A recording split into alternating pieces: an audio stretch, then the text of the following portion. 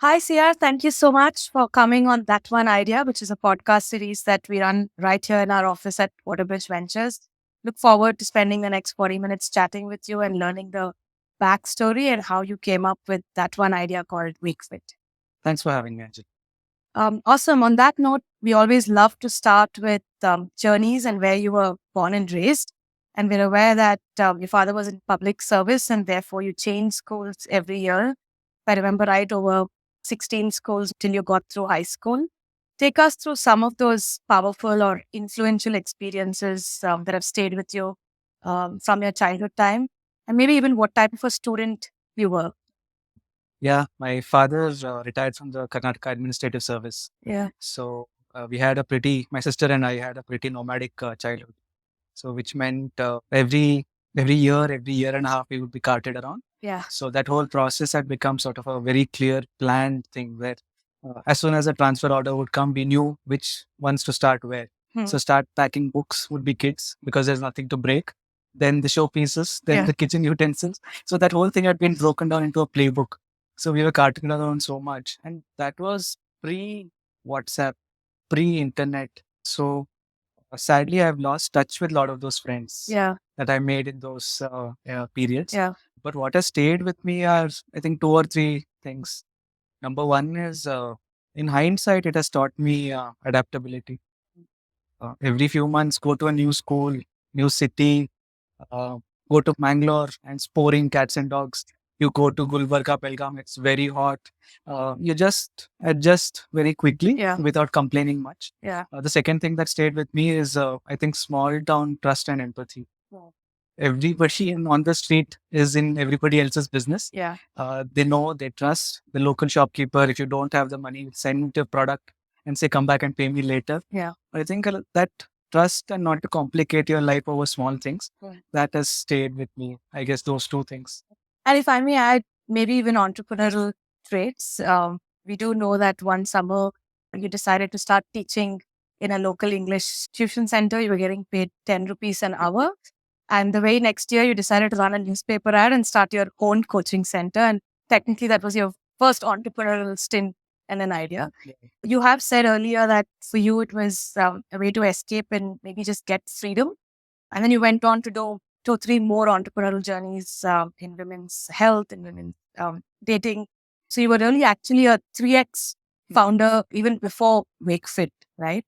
And you haven't been afraid to say that, why they failed or why they didn't work out at that point in time. We say hindsight is 2020. So looking back on those entrepreneurial strengths, is it fair to say that you were never afraid to take entrepreneurial risk and never shying away from trying new things? But it was also important for you to take a decision on when to shut down a startup and just move on. You have said that at one point you were just tired, you were out of money, you had poured all your savings in and relationships were at stake. Take us to the entire point of having the courage to keep restarting and more importantly, knowing when to call it quits as well. Yeah. You're right. I think I get asked the first part of the question more often than the second. In the first part, I have very clear thought process as to why each of those startups failed. Yeah. The first one failed because we listened to what the customers were saying, not what they were doing. So the focus groups, the interviews, we gave a lot of weightage to that. But what they were actually doing with their wallet and with their time, which is a true metric of success, that there was a mismatch. They were saying things, but they weren't doing the same things on the product. The second startup worked very well, but just like there is a product market fit, there is a founder product fit also. In that second startup, I am not a social person. I'm an introvert. I'm very comfortable being alone, very comfortable being with books. And in that startup, I had to network quite often. Every weekend, I had to be arranging an event, being part of that event, engaging with brands, engaging with the audience. That used to tire me out. Something I didn't enjoy at all. It would have survived. We raised Angel. We could have got into Series A, but I just couldn't pursue it anymore. So those were the clear reasons why they failed. But in terms of why I keep going and why and how to know that it was over, why I keep going back, I honestly don't have an answer. There is a deep, stubborn streak that the first time it didn't work out. No, this is not why I quit, so I won't go back. The second time it didn't work out. It's that, okay, I'm done. Yeah. I don't want anything more to do with entrepreneurship. I'll take up a job. But within 6 months, I had saved some 2.5 lakhs, which became the seed capital for Wakefit.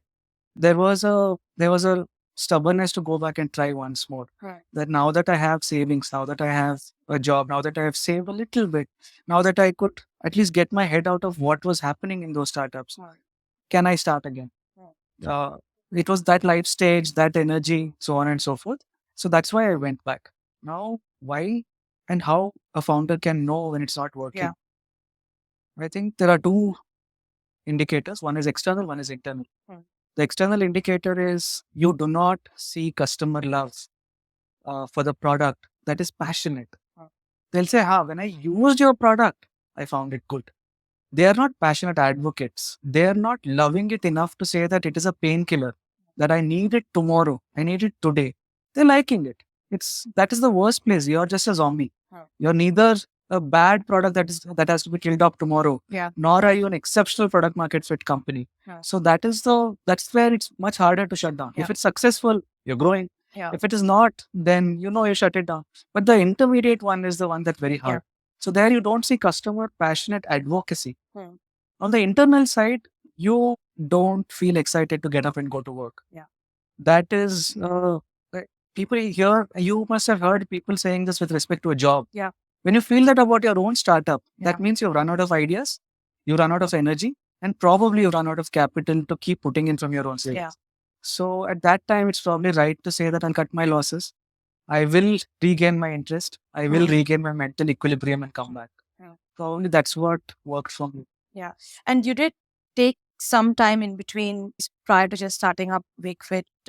You went back and worked, and instantly you met Ankit at Tabzo, and you both worked together in the same team. And then I know it took you a while before you got full conviction to actually quit and start doing Wakefit full time. So Ankit quit first. And I know when you, in the run up or the backstory to Wakefit was not just waking up one day, the two of you deciding that, hey, we'll start Wakefit. Take us to that entire backstory, maybe those 3 to 6 months when you were still deciding whether I should quit and go back again into entrepreneurship, this time with a mattress idea. But take us through how you were maybe wiser. And this time it was obviously a different founder, and Ankit. Ankit was not as experienced as you as an entrepreneur. I know he's also 8 years younger than you, but he had done a startup before in the memory foam space, in seat covers and in seating. Take us through how were you wiser and that decision of, hey, I'll try entrepreneurship again. When Ankit and I started, when Ankit got this idea in the first place, we both thought that this was going to be a small lifestyle business. At best. We thought 5 years out, we would be a 50 crore, 100 crore shop. We will be better than a local guy. We will not be a national brand. But okay, it'll be profit generating. It'll be our shop. So we will run it. That was a thought process. And we never thought 2 founders would be required. We never thought this could scale to the level that we have scaled today. Today, to think of the fact that we might be doing 1,000 crore net revenue and a pan-India brand, absolutely no clue that we would do this. And no belief also, because failed entrepreneur. So we said, let's just try. Even 6 months later, when the production was sorted, Ankit was taking care of the product creation, the product factory, so on and so forth. We didn't think there was need for marketing. We didn't think there was a role for a second founder. We said, okay, I'll keep supporting you. I'll keep putting in money also. I'll keep putting development resources, marketing from outside. But there's no need for 2 people. This is a small shop. I'll do something else with my life. But over a period of about 6, 9, 12 months, the customer reviews is what changed our mind. That advocacy that I was telling you about, that started coming here. We would wake up in the morning and we would always be worried because God knows who's written one negative review overnight. So we would wake up and we would see first thing, and there would be a lot of loves saying that my arthritic parent really sleeps better now without knee pain. My kid is much better rested. They used to love the product. I'm saying that, oh my God, I didn't know that a kick-ass memory foam product could be available for this price. Are my local dealers cheating me? So we thought there's something going on. So maybe we should pursue. Maybe we should double down. So we said, okay, let us see. And then about 9 months later, I came on board full time. I was only supporting from outside. The whole website was built, the whole marketing accounts were set up, but nothing had happened. So at that time, we said, okay, there is probably a need, and that's how I came in. But here, very clearly, in terms of being wiser, being older, number one, I didn't jump onto the idea. I had to see that there is clear enthusiasm from my heart to do this for a long period of time, and that I would be interested in continuously working with this partner. That was number two. And the third one was we had very complementary skill sets. Ankit is brilliant with understanding consumer insights, understanding white space in a market, building out a product with respect to specs, materials, pricing. He's really, really good with that. And whatever my knowledge was on some demand side. Can I get organic traffic? Can I get paid traffic? Can I do viral campaigns? So things like those were much more in my wheelhouse. So it just so worked out that let's just keep doing what we are doing. Let's see where it goes. So that's how it landed up. And one of the reasons we love wanting to have you on our podcast was I think you've taken the classic theoretical venture playbook and ripped it apart. You've done a lot of things unconventionally, especially in the early years starting up. One was what you said, you didn't jump at the idea, significant amount of market research, both of you, not just on the demand side, but even in terms of supply chain and manufacturing. You invested your own personal capital and savings into the business, kept it bootstrapped for a good 2-3 years. You skipped your seed and venture check. You went straight to a Series A from Sequoia. So you have done quite a few of these things unconventionally. I know you did think through that when you first started, but I think the important point you made was that when you started, you didn't think of it as, should I build a business in a way that will attract venture capital, right? You really took a first principles approach on how do I build a sustainable business ground up. You also had it profitable, by the way. That's very, I know today profitably spoken about, but you were profitable when you raised your first external capital.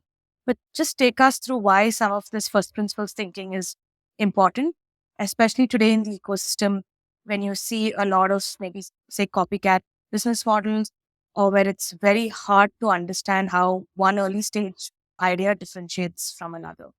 I think it has to do a lot with our previous ventures. And even in the small companies that we startups that we ended up working with between the previous startups, it was 2015's boom time. So people were raising hundreds of crores, spending it, getting to the next milestone, and then raising another round. And that scared us. That really scared us. And we're both middle class. His parent is retired from government service. My parent retired from government service. That didn't seem like the right way to build anything at all. So we didn't think of it as a big legacy. All of that didn't come. But we said that definitely doesn't sound right. Because what if things change outside, which are not in your control? So we said we'll only do 2-3 things. First one is venture investors do pattern recognition. They say what works, what doesn't work, what is working in a different country. Is the business model similar or not? So, and that comes and goes in cycles. There was e-commerce, then there was marketplace, then there was transportation, ride hailing, then there was hyperlocal, then there is quick commerce. That comes and goes. So you can never time it. So that is out. Question number 2 was about profitability. We had no idea what we would do even if we raised a 50 crore round. We said we are profitable. Now barely we are able to take a salary. Let's keep running it, because until we know there is a clear use for that capital, which is not survival, it has to be something else. Then only we will go and raise in the market. The third thing that we thought was we should always build in a way that we are led by consumers. So even to this day, today, there are probably 6 consumer interview projects going on by different teams. So we have to be led by consumers. If they tell us they like something through their actions and wallet, not by saying, in that case, then we are on to something. That is when you back it up with more capital. Otherwise, it has to die down. It's a natural death. Those were 3 things that remained. So we always believed that in an ecosystem where there's already very low trust between sellers and buyers, if we go and do something that will delight them post sales, then that means they'll continue to trust us. That means that we are doing something that will add value to their lives. So let's continue to do that. So these 3 principles are what guided our initial decision making, saying that number 1, you can't time the market. Number two, you have to do things that will help and add value to the customers. So that was a thought process, and we stuck to it. There's no point trying to just chase capital. Also, just between inter-se founder relationships, you briefly alluded to the fact that this time around you knew Ankit very, very well. You had in fact worked together, although in a different organization, and both of you took your time to take the plunge and be in this together as a founding team, right? Through founders listening to this and just figuring out that inter-se new, let's say, work spouse type relationship with founders, everything from how do you decide work allocations, who has the veto on important matters. Generally, is there any like tips and tricks, do's and don'ts, or just simply share with us what has worked for you and maybe even what has not worked? I think what really works is having very clear, meaty roles. Both of those are very important. When I say clear, I mean there's clear segregation that somebody is owning this, and in that area, you respect that person's expertise, hard work, number of hours put in, knowledge, research. And the second one is meeting. It has to be substantial enough that in a startup, there's no strategy role. What nonsense are we talking? In a startup, it boils down to 4 or 5 main roles: sales, marketing, operations, technology, product. So you either be good at one or two or willing to learn one or two very, very deeply. So if that is the approach and 2 or 3 founders are sharing these responsibilities and have a healthy respect for each other's capability, that this person is not goofing off. This person is not just blowing money. This person is as interested in the destiny of this company as I am. I think those fundamental things, if they are there, then the roles, responsibilities, veto, that doesn't become such a big deal. Today, I know for a fact Ankit will do anything for Wakefit. Same with me. I would give up a lot of my personal thing for Wakefit. So if that fundamental alignment is there, the rest falls into place. With clear and meaty roles and segregated well. I think makes sense. About entrepreneurship itself, CR, you have said that entrepreneurship is half stupidity and half courage. What parts of the, diving into Wakefit you think has been, I don't want to say stupid, but irrational maybe? And what parts of it was sheer conviction and courage led, saying, hey, there is a need for a value-based, high-quality product in the mattresses segment? I think irrational part was that there's absolutely no clue that people could buy this category online. And literally everybody. I think our Series A investor came in, they were the 43rd investor that I met. So those first 42, it was the same. You guys are doing good work, no problem. But the online TAM is very small. Why will people move online? This product is touch and feel. Okay, sure. If you crack mattress also, what happens 3 years later, 4 years later? Where will you go? How will you go? Because this TAM overall itself is much smaller, not just online. So those questions were always there. So I think to continue doing that might have been irrational at that point in time. And very clearly, if that hadn't panned out, it would be called irrational. Line between success and failure is just that. That's one thing. And what would you say was conviction-led, where you went in with a Customers. big degree of confidence? Customers. I told you my first startup had failed because of what customers were saying versus doing. Second one, because what I could do and could not do. So in this one, when customers were loving the product, the price point, the value, and then saying, I swear by it, I'm going to recommend to my parents, kids, nephews, niece. I think that was a true thing that gave us a lot of conviction. You won't believe the number of investor meetings we've come out of really dejected, really upset that this has not worked out again. And then you head back into office. The team has no clue where we have been. And we come in and they're just excited. Oh, this is working. This customer sent this. So you don't tell them anything, right? You just listen and then you get your energy from them. So things would again seem that they're right just by listening to a customer. Something is right. Something is going on. And coming just to that first pitch, 43 plus meetings that you had to do, if I have to get you to rewind to your original pitch deck, any slide that you're embarrassed about, and which of those slides or maybe headlines have remained today as a Series D company? Nothing has embarrassed us. I mean, nothing that I put there would embarrass me today. Everything was very simple. We were probably more naive back then about what investors like, what they're seeking, what they want to see. But everything that we had put there was pretty transparent in how we were thinking of that day's wisdom. So I wouldn't regret that. Can you share with us what revenue scale you were at when you raised? We were already, the previous year was already 80 crore. Okay. We were that year we did 200 crore. Yeah. The year Sequoia came in. Yeah. So we nearly tripled. Yeah. That was the scale. Yeah. In terms of what was there, has anything remained the same? Yeah. I think there's only one thing that has remained the same. Product has changed, market has changed, channel has changed, margins have changed. Yeah. The one thing that has remained is we had said we are a consumer-led products company.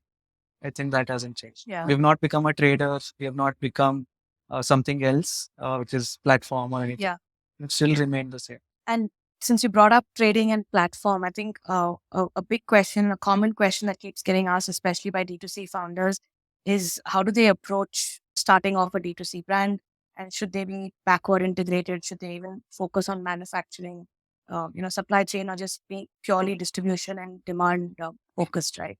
From day one, you've chosen to be manufacturer led, and you've always also chosen to own the customer. Big reason you went D2C, or even when you listed on the platforms, you didn't choose the inventory model. You said that you will take the pain of shipping, packaging, delivering, even returns for that matter, because you wanted to make sure that the end customer is somebody that you own and you're delighting yourself, right?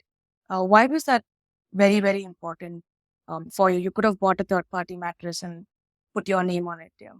For our industry, it turned out to be a necessity. But in hindsight, I can tell you what benefits it has added and how probably there's a framework to think about this. Yeah. So why we did it was straightforward in India. In the US, the contract manufacturing companies and the brands have always been historically separate. The contract manufacturing companies don't own brands and the brands don't own manufacturing. It's always been like that. And there are $5-6 billion revenue contract manufacturing companies. In India, that wasn't the case. The good companies that owned world-class manufacturing facilities were also brand owners. So first of all, there is a problem where you're telling your direct competitor what's working, what's not working. Yeah. But even then, we wanted to do that. We said we don't want the pain of setting up factories, figuring these things out. If there is somebody like that, we would love to have them as a partner. But blessing in disguise, we did not get anybody's time of day. We reached out multiple times, but nobody showed interest in meeting us, putting in money, investing, nothing. So we said, if the end goal is kick-ass product at a value for money price point, and it has to be 100% pure, that a local contract manufacturer cannot promise, because you can very easily put adulterants. You won't be able to know. It will only come out in poor warranty conditions. Yeah. So we said, if we have to be pure, we have to promise to the customer that it's a 8, 10, 15-year warranty product. Then we have to manufacture. That was the logical thought process where we landed up there. And then once we landed up there, the benefits it has given us is number one, innovation. Number two, cost. So we have constantly iterated on the products because we have the whole thing. Yeah. R&D lab, production. You want a trial? Tomorrow morning there'll be a trial. Yeah. Literally no constraints. Yeah. So that is number one. And number two is cost, which is just because we own this, we have low inventory and we are able to pass on huge benefits to the customer. In terms of how to think as a founder, whether it's needed or not, there's only one framework, which is that if by doing manufacturing and going full stack, you're able to provide much better benefits or much better costs, only then should you venture into it. For example, in our industry, it made sense. But you look at beauty and personal care, the Unilevers and P&Gs of the world have set up massive contract manufacturing ecosystems in India, which have been in existence for 30, 40 years. So there, you setting up a small unit is not going to do anything. Innovation-wise, cost-wise. You'd better own your formulations, think a lot more about that, and then just outsource it because you're not adding value. So in such a case, it probably doesn't make sense to put up your own manufacturing. In terms of the front end and channel strategy, that's another thing you've done unconventionally. You actually stayed out far longer and resisted offline the longest time. Some brand founders say 100 crores, 200 crores, 300 crores, but you really stayed out. While you did marketplaces offline, you waited till you had moved into furniture and adjacent categories as well, so you could make it a more holistic experience. Any learnings from taking that decision on how and when to go offline? We were a company who went offline kicking and screaming. Yeah. We didn't want to go. Yeah. Because we know that once you go offline, it is a linear scale from then on. Digital gives you non-linear scale potential, Whether you exploit that potential or Yeah, not, so many things are dependent. Yeah. But in digital, you get to train your central sales team. Right. You get to do exponential traffic driving campaigns. Right. You get to start and kill SKUs very, very fast. Hmm. So there's huge benefits of being purely digital. Hmm. You can try out a product, kill it in 30 days. Hmm. You can try out new terms and conditions, kill it in 60 days. Hmm. You can do a ton of experiments that become harder when you do offline. Yeah. So we were always very hesitant. The second thing that we thought about when we went offline is how will this become the second leg of the company, Right. which is going to make us more independent of marketplaces. Already we are independent. 2/3 of our revenue comes from our own website. Can we become more sustained, more independent of any other? We don't want to be dependent on Google, Facebook, and we don't want to be dependent on Amazon, Flipkart. If that is the fundamental founding principle, what do we need to do? Does offline make sense or not? So we tried out 5, 6 different formats before we finally went offline with our first store about 18 months ago. Today we have about 50 stores. And the thought process now is that, yes, we are at that scale where we can do certain experiments online. We can still do offline products which are in a different way. You can still be cost efficient and pass on huge benefits in the offline channel also. And thirdly, the cost of doing business can be better than marketplaces. Yeah. So once it was proven, that's when we went. A lot of founders today, they say that at 50 crore, I'm in a modern Offline, trade, yeah. 100 crore, I'm at this thing. So I say, sure, be there, but don't treat this revenue opportunistically. Do you understand the channel? Do you own the customer relationship? Do you know the customer psyche, why they're buying from that shop, why they're choosing you? Because if you don't know why you're working, Yeah. you also won't know why you won't work one certain day. Yeah. So that's why it's not about offline, online. It is about access to customer, and it is about why they are choosing you in that cluttered space. If you know that, only then go ahead. Yeah. Also, in terms of just customer acquisition strategy, you haven't had extravagant marketing campaigns, even though you've raised capital and you've chosen to be very frugal, yet you've run stellar campaigns that have got viral and you've literally been very, very innovative. I remember the newspaper ad you ran when IKEA entered Bangalore. It's almost like embracing a new entrant into the space. You run a Kumbhakaran campaign, you run sleep internships, you allow employees to nap in your office. So you've done a lot of innovative things that have stayed innovative, gone viral, but very frugally. What has been some of these hacks and how have you so consistently been innovative? None of these have been a one-time, one-hit wonder type campaign. You've consistently innovated on the marketing side. What's the marketing flywheel and this magic that's working on the back end? We have been strong believers that marketing has to do a couple of things. Yeah. First thing is that it should entertain but not be preachy. Second thing has to be that at every touch point, the brand cannot be front and center. Marketers make that mistake that I have to constantly push my brand. The third thing is it has to add consumers' value to their lives. For example, the whole campaign that we did during the COVID lockdown, when our revenue was zero, fixed costs were fixed, but we were running these campaigns which did not have anything to do with Wakefit products. We just said what is worrying our customers at that point in time and just do content around that. Yeah. So the Bartan Dholiye, 2020 to Bhad Mein Jao. So the Kawali. So those things had Wakefit just there to be able to build memory structures, build awareness. But it was not pushing saying buy now, click now. That's not the job of that. That is the job for performance market. Yeah. If you're already in the market, sure, click this and go buy. If you are not, your job of marketing should be to build favorable associations and memory structures in their mind that if they see this, they should remember me. Or if today this is what is bothering me, I should resonate with this piece of content. So we always say that the strength of the idea is bigger than the budget required. So a lot of founders also approach me and saying that everything is kick-ass, but if only I had 10 crores, I would take this company to the next level. But it's not the case. No amount of pouring money down Google or Facebook is ever going to give you brand recall that a very viral idea can give. If you notice, every one of these ideas that you talked about are ideas where we had fun executing. Yeah. we had a blast creating Kumbhakaran's LinkedIn profile, uh, getting it viral, sharing it, creating a job posting for sleep internship. We had a blast. We just had so much fun doing it. So it's almost been a barometer for that. That if an idea comes in our brainstorming sessions and everybody's excited and we execute it, it is invariably a success. And we've now boiled it down to at least 7, 8 major steps that, okay, if you do these things, sure, at least we'll give it a good push. After that, the strength of the idea has to take care. You can never get that virality by spending even crores. Very, very interesting. And you spoke very fondly of the team that you've built in marketing. And that's the next question I had for you. As you have scaled from just the two of you and then to Series A and then your subsequent funding rounds, just keen to know how you've scaled and built teams beyond the founding teams. And if you could just contrast that from your first 2 years to today. And generally, what strategies have you followed? Like common questions we get asked is, do you hire generalists? Do you hire specialists? Early on, do you bring in people from competition and like domain experts? Or do you prefer folks who are very like entrepreneurial and whose value systems that you can connect with?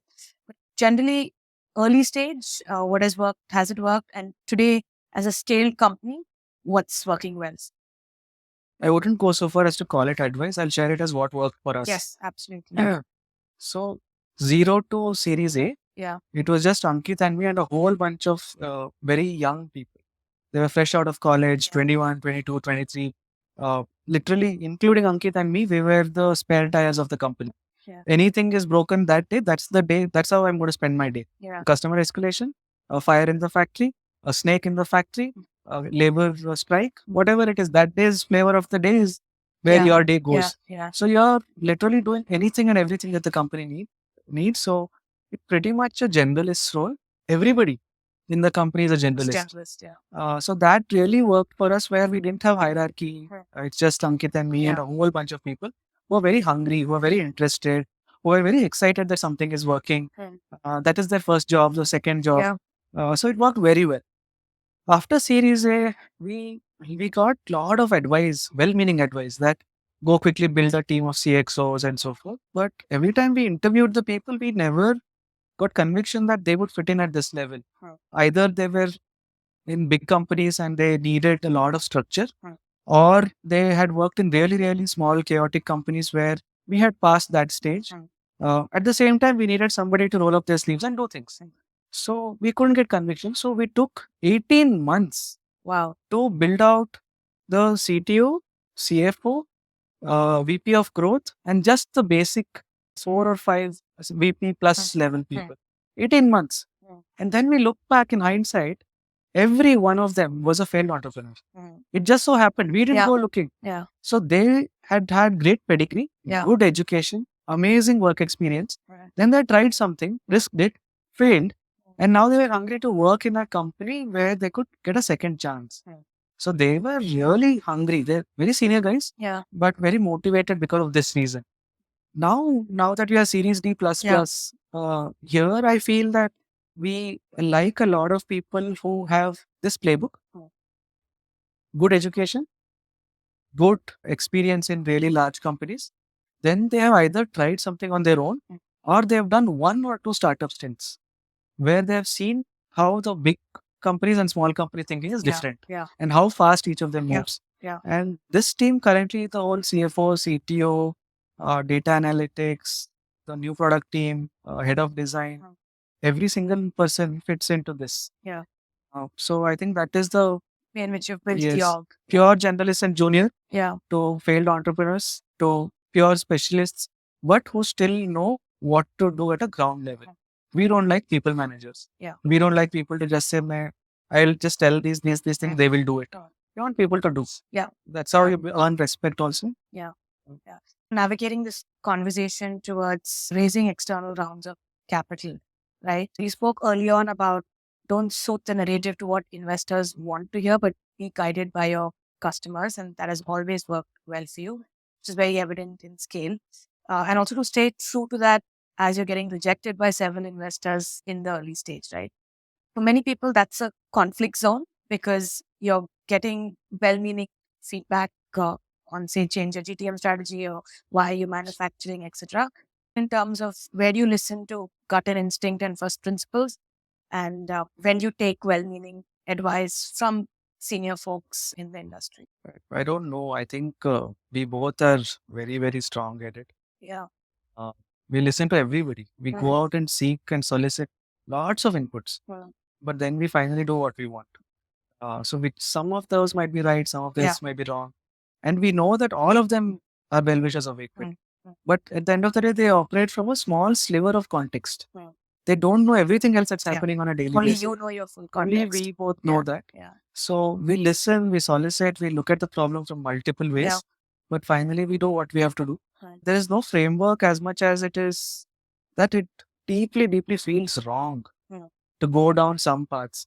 And especially if they are irreversible decisions. Opening up a new offline channel is not easily reversible. Setting up a new factory is not easily reversible. The whole world advised us not to set up factories. Today we operate 7 factories. The whole world advised us that you have to do much bigger campaigns to be able to become a brand. We didn't do that.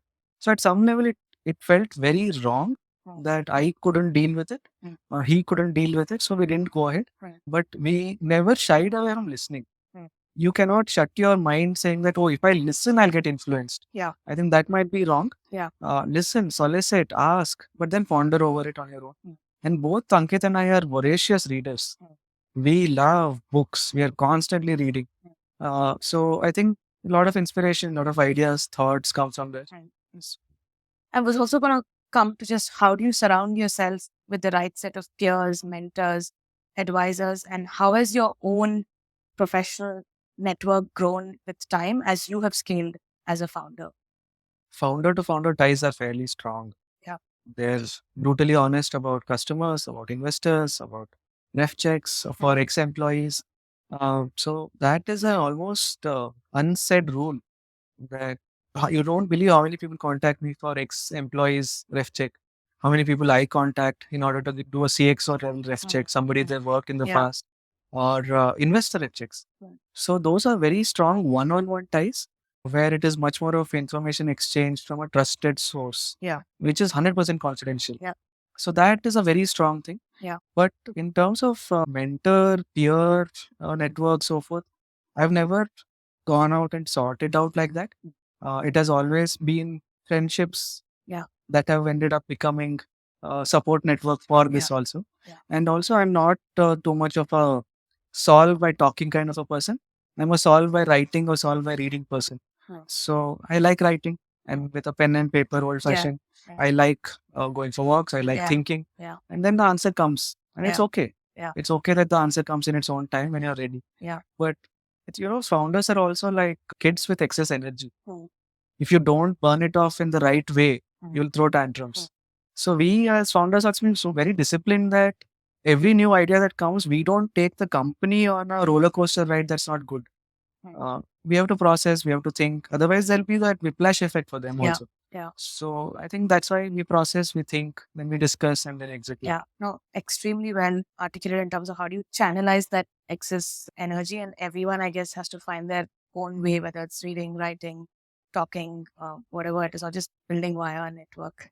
I think the other question I had was, therefore, something you've always done is paid it forward. I have reached out to you several occasions. You always made the effort to pay it forward, and you have always done this from very early on, right? Why do you believe that it's important to build out this ecosystem through this trusted, peer network or founder network? And why do you invest so much of your personal time and energy in helping early stage founders? Most Saturday evenings and Sunday evenings are go in helping out some startup that's reached out to me. And I feel that the only way we can help out is not through capital, sure. I've invested in a dozen startups, but it doesn't mean anything. That's not going to be life-changing for them or for me. But the time that you're able to give to hear out something as big as I finally decided to shut it down, tell me what I should do with my life. All the way to something very, very small to say that this is the campaign idea and this is the structure. What do you think? So the whole spectrum, it can be anything.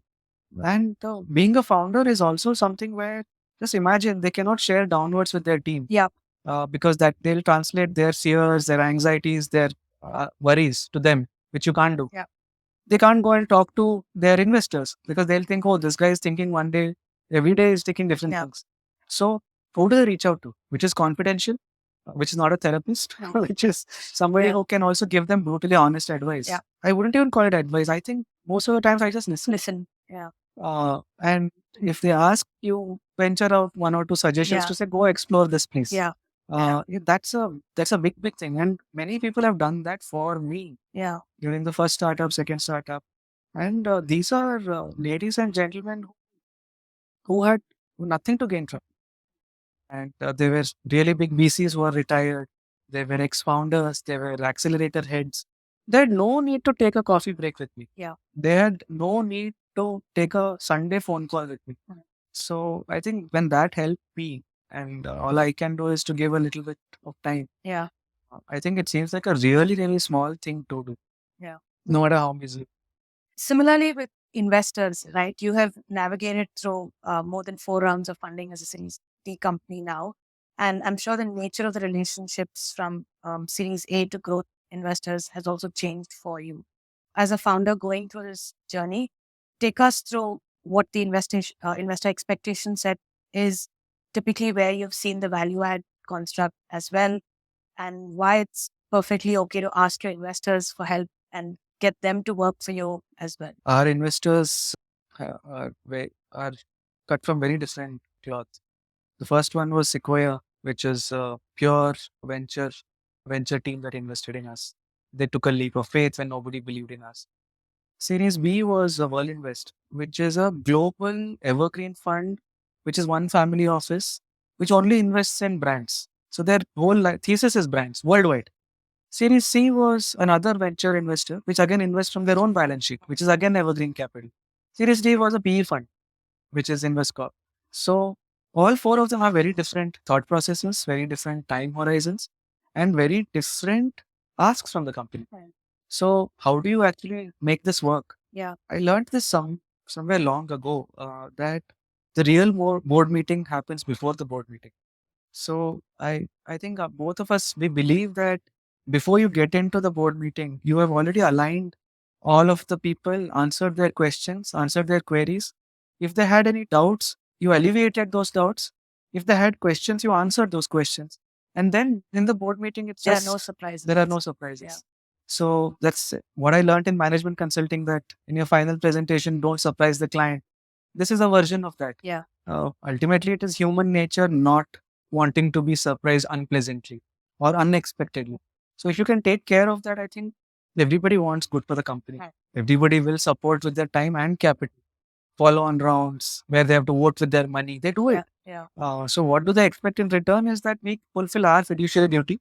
We are not blowing up money in wasteful manners. We are not blowing it up in poor governance decisions.